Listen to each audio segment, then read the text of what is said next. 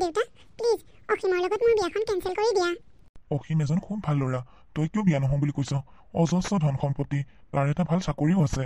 তাৰ নিচিনা ল'ৰা এটা পোৱাটো তোৰ ভাগ্য। আৰু সিহঁতৰ দৰে ইমান ধনী মানুহৰ ঘৰত মানুহে ছোৱালী দিবলৈ পাগল হৈ থাকে। মই সুবিধাটো পাওঁতে কিয় এৰি দিম আকৌ? দেউতা মই ৰাজক ভাল পাওঁ, তুমি জানাই দেখোন। মই ৰাজৰ অবিহনে আনৰ লগত সুখী হ'ব নোৱাৰিম দেউতা। আৰু ৰাজেও মোক বহুত ভাল পায়। সেই ল'ৰাটোৰ কথা তই পাহৰি যা অঞ্জলি। তাৰ কি আছে? না তাৰ ভাল ঘৰ এটা আছে, চাকৰি এটা আছে, তাৰ নিজা বুলি দেখোন একোৱে নাই। দেউতাকৰ ওপৰত এতিয়ালৈকে বহি বহি খাই আছে। দেউতা সি ইণ্টাৰভিউ মাৰি আছে, চাকৰি পোৱা নাই, হয়তো পাই যাব পাৰে। আৰু মোৰো কিবা এটা কৰা বৰ হেঁপাহ আছে দেউতা। মই এনেকৈ বিয়া হৈ মোৰ জীৱনটো ধ্বংস কৰি দিব নোখোজো, মই কিবা এটা কৰিব খোজো। সেই ঘৰখনলৈ বোৱাৰী হৈ যোৱাৰ পিছত তোৰ কি অভাৱ থাকিব? তই কি কৰিব লাগে? তই সিহঁতৰ ঘৰত ৰাজৰাণী হৈ খাব পাৰিবি। দেউতা তুমি মোৰ কথাবোৰ কিয় বুজি পোৱা নাই? মই ৰাজক বহুত ভাল পাওঁ দেউতা, আৰু ৰাজেও মোক বহুত ভাল পায়। সি যদি মোক নাপায় পাগল হৈ যাব দেউতা। দেউতা মই তোমাৰ ভৰি ধৰিছো, মোৰ বিয়াখন কেঞ্চেল কৰি দিয়া। হ'ব অঞ্জলি, মনে মনে থাক। সেই ল'ৰাটোৰ কথা আৰু মই শুনিব নোখোজো। ভাবিছিলোঁ বিয়াখনলৈ দুদিনমান সময় ল'ম, কিন্তু নহ'ব। তোৰ যিটোহে ৰূপ দেখিছোঁ, যিমান পাৰোঁ সোনকালে তোৰ বিয়াখন কৰিব লাগিব। দেউতা তুমি মোক বুজিবলৈ চেষ্টা কৰা দেউতা। মই ৰাজক বহুত ভাল পাওঁ দেউতা। অঞ্জলি অনিচ্ছা সত্ত্বেও দেউতাকৰ সন্মান ৰাখিবলৈ অসীম নামৰ এজন দুদিনীয়া চিনাকি ল'ৰাৰ লগত বিবাহ পাশত আবদ্ধ হ'ল। দেউতা মা মোক আশীৰ্বাদ কৰিব। অ' বোৱাৰী, কি কৰিছা? উঠা উঠা। তুমি আমাক আঁঠুৰ কাঢ়ি সেৱা নকৰিলেও আমাৰ আশীৰ্বাদ তোমাৰ লগত সদায় আছে। বোৱাৰী তুমি এনেকৈ আমাক সদায় আঁঠু কাঢ়ি সেৱা কৰিব নালাগে। মুঠতে তোমাৰ মনত আমাৰ প্ৰতি শ্ৰদ্ধাভাৱ থাকিলেই হ'ল। হ'ব মা? মা দেউতা আপোনালোক অলপ বহক, মই আপোনালোকৰ কাৰণে চাহ কৰি লৈ আহোঁ। হ'ব বোৱাৰী, চাহত চেনি নিদিবা দেই, আমি বিনা চেনি চাহ খাওঁ। হ'ব মা? হেৰা, আমাৰ বোৱাৰী অকল দেখাতেই ধুনীয়া নহয়, ৰূপে গুণে শিক্ষাই দীক্ষাই সকলোতে পাৰ্গত। সঁচাকে বোৱাৰীজনী বৰ লখিমী বোৱাৰী পালোঁ আমি। আজি বহু দিনৰ মূৰত ৰাতিপুৱা ধূপ-ধূনাৰ গোন্ধ পালোঁ ঘৰখনত। মনটো কিবা বৰ ভাল লাগি গৈছে অ'। মা জীয়াই থাকোঁতেই ৰাতিপুৱা এনেকৈ ধূপ-ধূনা জ্বলাইছিল। সদায় ৰাতিপুৱা ঘৰখনত ধূপ-ধূনাৰ গোন্ধ পাইছিলোঁ। তুমিতো আৰু ধূপ-ধূনা নজ্বলোৱাই। হ'ব দিয়ক, বোৱাৰীৰ গুণ গাই গাই এতিয়া আকৌ মোৰ বদনাম গাব নালাগে। অৱশ্যে সঁচা কথা ক'লে বদনাম কৰাই হয়। অসীমে অঞ্জলিক ৰৌ লাগি চাই আছে। অঞ্জলিয়ে গমেই নাপায়। অসীম কিমান সময়ত আহিলা? আৰু মোক মাতবোল নিদিয়াকৈ এনেকৈ ৰৌ লাগি কি চাই আছা? তোমাকেই চাই আছোঁ। তুমি সঁচাকৈ বহুত ধুনীয়া। কি যে কথাবোৰ কোৱা আৰু দেই। আজি মই ফেচবুকত ফটো এখন দিছিলোঁ। বহুতে কৈছে তোমাক ধুনীয়া লাগে বুলি। আৰু বিশ্বাস কৰা, মই ফেচবুকত এতিয়ালৈকে যিমান ফটো আপলোড দিছোঁ, আজি তোমাৰ ফটোখনৰ নিচিনা লাইক কমেণ্ট ক'তো অহা নাছিল। লগৰ দুজনেতো আজি আবেলিলৈ পাৰ্টি বিচাৰিছে। মাতি দিয়া ঘৰলৈ। সিহঁতে ক'ত ঘৰত পাৰ্টি কৰিব? বাহিৰতে দিব লাগিব, ভাল ৰেষ্টুৰেণ্ট এখন চাই। অঞ্জলি, তোমাক লৈ মই বহুত সুখী। তুমি কিমান সুখী মই নাজানো, কিন্তু মই তোমাক লৈ বহুত বহুত বহুত সুখী। অসীম ময়ো তোমাক লৈ বহুত সুখী। অসীম মই কথা এটা কম, বেয়া পাবা নেকি? কোৱা কি কথা? অসীম মোৰ পঢ়িবলৈ বহুত হেঁপাহ আছে, মই পঢ়াখিনি কমপ্লিট কৰিব খোজোঁ। অঁ, পঢ়াটোনো কি বেয়া কথা? সেই কথাটোত আকৌ মই কিয় বেয়া পাম? ভালহে কথা। সঁচাকৈ অসীম তোমাৰ কোনো আপত্তি নাই মই পঢ়িলে? পঢ়া শুনাক লৈ মোৰ কোনো আপত্তি নাই। তুমি ইচ্ছা কৰিলে যিমানলৈ পঢ়িব খোজা সিমানলৈকে পঢ়িব পাৰিবা। অহ থেংক ইউ অসীম, মই ভবাই নাছিলোঁ তুমি যে মোক পঢ়িবলৈ দিবা। এনেকৈ দুয়োৱে হাঁহি ফূৰ্তিৰে সময়বোৰ অতিবাহিত কৰি আছে। এতিয়া 11টা বাজিল, এতিয়ালৈকে অসীম অহা নাই যে। অসীমেতো কোনোদিনাখনেই এনেকুৱা নকৰে। 8 বজাৰ ভিতৰত ঘৰ সোমাই যায়হি। ইমানকৈ ফোন কৰি আছোঁ, ফোনটো ৰিচিভ কৰা নাই। মা দেউতাই যদি কেনেবাকৈ গম পায় তেওঁ এতিয়ালৈকে ঘৰ অহা নাই, তেনেহ'লে গোটেইখন হুলস্থুল কৰি পেলাব। তেওঁ বাৰু ক'ৰবাত কিবা অসুবিধা হৈছে নেকি? দেউতাক কওঁগৈ নেকি? নকওঁ, দেউতা পেচা থকা মানুহ, টেনশ্যনত পৰিলে আকৌ কিবা অসুবিধাহে হ'ব। এনেকৈ অঞ্জলিয়ে অসীমলৈ বাট চাই ৰুমৰ ভিতৰতে চটফটাই ফুৰিছে। অঞ্জলি, অসীম আহিলা? কিয় ইমান দেৰি কৰিলা? আৰু তুমি ঘৰত চিগাৰেট খাই আহিছা যে? বৰ বেয়া গোন্ধাইছে। তুমি ড্ৰিংকছ কৰি আহিছা ন? লাহে লাহে কোৱা অঞ্জলি, মা দেউতাই শুনিব। তোমাক মই বেয়া পাইছোঁ অসীম, তুমি এনেকৈ ড্ৰিংকছ কৰিবা বুলি মই ভবা নাছিলোঁ। ডাৰ্লিং, লগৰকেইটাই পাৰ্টি বিচাৰিছিলে তোমাৰ কাৰণেই। তোমাক যে দেখিবলৈ ধুনীয়া দেখে, সেইকাৰণে সিহঁতক পাৰ্টি দি মই কেনেকৈ ড্ৰিংকছ নকৰাকৈ থাকোঁ। হ'ব দিয়া, তুমি বেয়া পাইছা যদি আজিৰ পৰা আৰু ড্ৰিংকছ নকৰোঁ। ব'লা ৰুমলৈ ব'লা। অঞ্জলি ৰাতি অসীম আহোঁতে দেৰি হৈছিল নেকি? অঁ মা, অকণমান দেৰি হৈছিল। আগতে সি তেনেকুৱা কৰা নাছিল। কালি কিয় বাৰু ৰাতি হ'ল তাৰ? মাক নকওঁ, এখেতে যে ৰাতি ড্ৰিংকছ কৰি আহিছে। মায়ে যদি গম পায় মনত বৰ কষ্ট পাব। অঞ্জলি অঁ মা, তেখেতৰ হেনো কিবা এটা কাম আছিলে, সেইকাৰণে দেৰি হ'ল। যিমানেই কাম নাথাকক তাক ক'বা আজিৰ পৰা যাতে দেৰিকৈ নাহে। যিমান কাম থাকে দিনত কৰিবলৈ ক'বা, ৰাতি কাম কৰা নহয়। হ'ব মা, মই তেওঁক কৈছোঁৱে। বাৰু সেইবোৰ কথা বাদ দিয়া, আমাৰ ইয়াৰ পৰা কলেজ গৈ তোমাৰ কেনেকুৱা লাগিছে? ভালেই লাগিছে মা? দিয়া ভালকৈ পঢ়িবা, মানুহৰ আগত যাতে আমি গৌৰৱ কৰিব পাৰোঁ।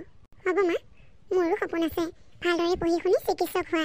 ভাল কথা নহ'লে যোৱা, তোমাৰ কিবা কৰিবলগীয়া কাম আছে যদি কৰি লোৱাগৈ, পিছত পঢ়াৰ সময়ত অসুবিধা হ'ব নহয়।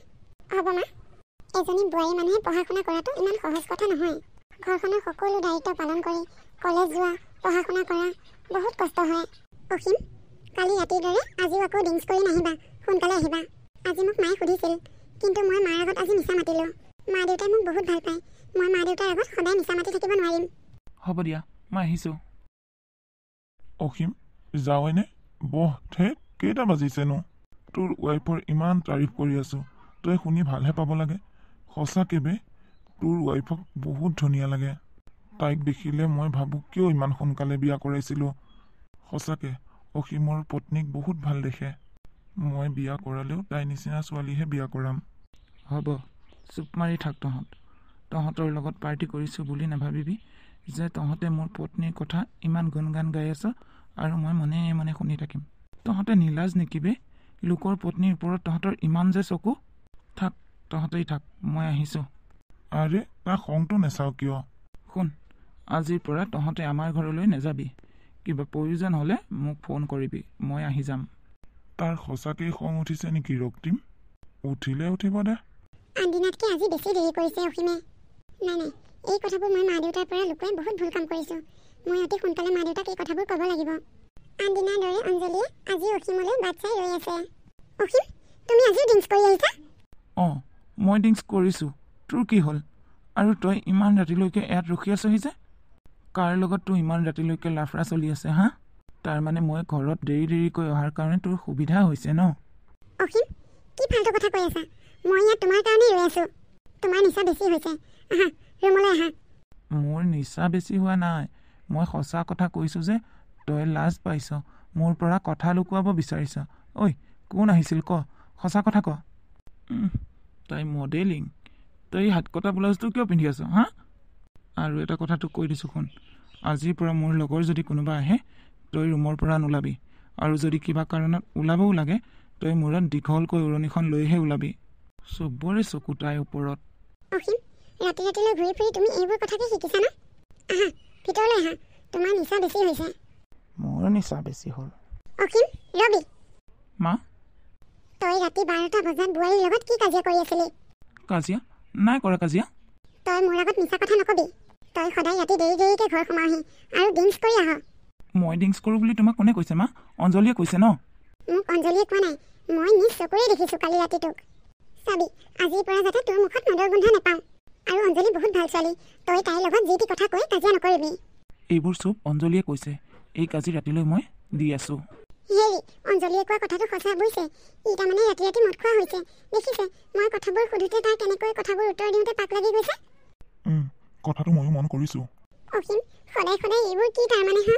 তুমি যদি সদায় এনেকৈ ৰাতি ড্ৰিংকছ কৰি ঘৰ সোমোৱাহি, আমাৰ সংসাৰখন কেনেকৈ আগবাঢ়িব অসীম? আগতে আমাৰ সংসাৰখন কিমান সুখৰ আছিল চোৱাচোন। যেতিয়াৰ পৰা তুমি ড্ৰিংকছ কৰিবলৈ লৈছা, তেতিয়াৰ পৰা মোৰ চকুত চকু পানীৰে নধৰা হৈছে। অসীম, তুমি এইবোৰ এৰা অসীম। আমাৰ সংসাৰখন আমি আকৌ আগৰ দৰে সজাই পৰাই তুলিব লাগিব অসীম। এই ঘৰিয়ালৰ চকু পানী টুকি নাথাকিবা, মনে মনে থাকা। ফাল্টু কথাবোৰ কৈ থাকে খালি।